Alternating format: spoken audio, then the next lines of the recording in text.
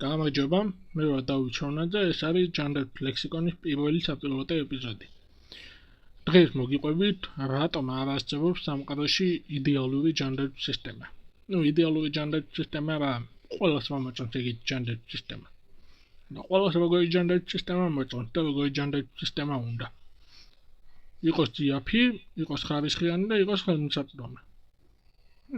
მეც მინდა, ყველას გვინდა, მაგრამ შეუძლებელია. რატომ?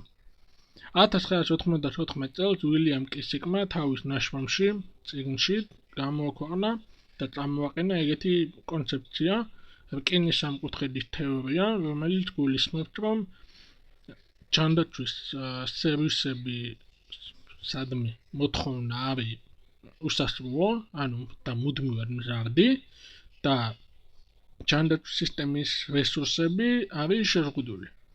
ეს რესურსები შეზღუდული არ მარტო ფინანსური იგულისხმება, ზოგადად სისტემის მიერ გამოყოფილი რესურსები, ადამიანური რესურსი თუ სახარჯი მასალები და ამ შემდეგ, ანუ მთლიანობაში ეს რესურსები არის შეზღუდული. და წამოაყენა რკინის სამკუთხედის თეორია, ამ სამკუთხედის სამი ელემენტი ეს არის ხელმისაწვდომობა, ხარისხი და ფასი, ერთმანეთთან არის ურთიერთდაკავშირებული სამი წვერო, კუთხე და ამ სამიდან ერთი ან ორის გაუმჯობესება აუცილებლად გულისხმობს მესამეს გაწირვას. ახლა ეს რას ნიშნავს? და ზოგადად რას მოიცავს ეს ელემენტები? ხელმისაწვდომობა გულისხმობს რამდენად მარტივად შეუძლია მოსახლეობას სამედიცინო მსახურების მიღება.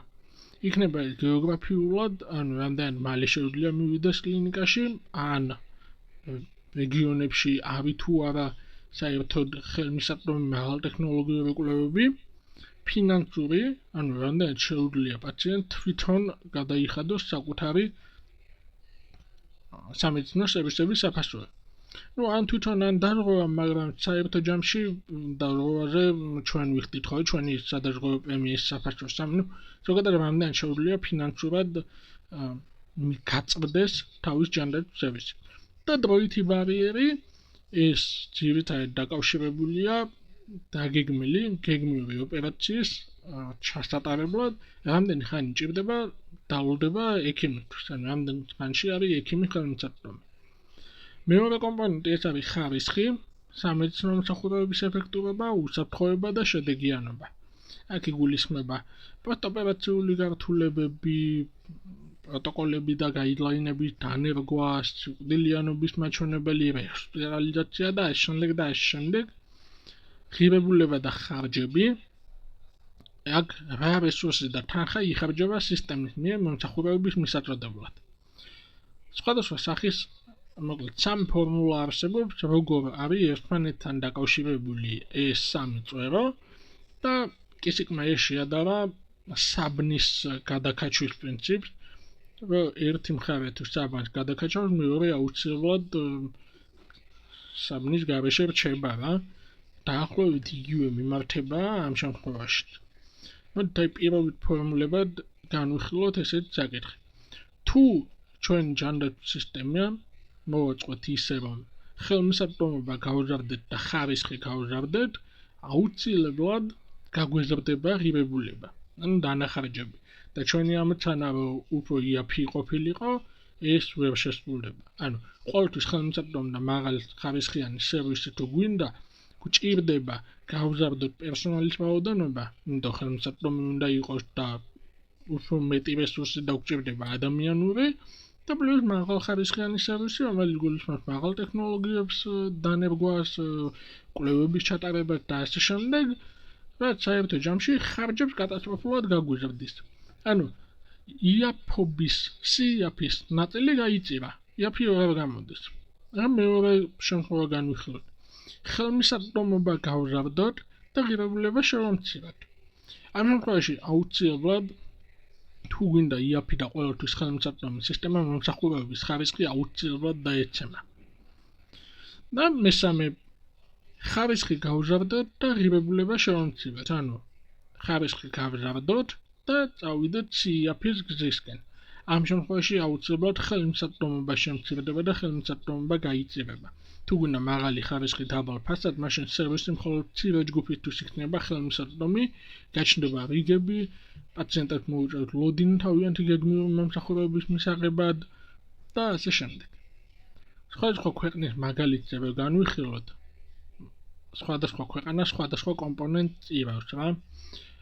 ამერიკის შეერთებულ შტატებში აქცენტი არის უფრო ხარისხზე და ხელმისაწვდომობაზე, მათთვის ვისაც დაზღვევა აქვს, შესაბამისად ღირებულება მსოფლიოში ერთ-ერთი ყველაზე მაღალია, ანუ CEAP-ის კომპონენტს ირავენ ამერიკაში. დიდი ბრიტანეთის შემთხვევაში აქცენტი არის იმაზე, რომ ხელმისაწვდომია და დაბალი ხარჯები აქვთ, რის გამოც იწირება დროითი ხელმისაწვდომობა, ანუ გრძელი რიგებია და ზოგჯერ ხარისხის გარკვეული ასპექტებით იწირება ამ შემთხვევაში, მაგრამ ბრიტანეთი ზოგადად ხასიათდება იმით, რომ ძალიან დიდ ხანს უწევთ პაციენტებს გეგმიური მომსახურების მისაღებად რიგში დგომა.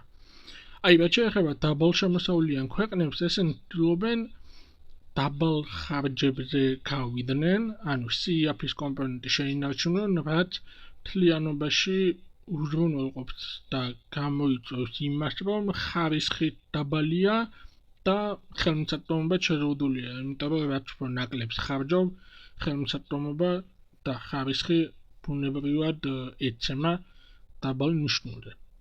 საბოლოო ჯამში რკინის სამყუთელი გვასწავლის, რომ ჯანდაცვის პოლიტიკა არის მუდმივი კომპრომისების ხელოვნება.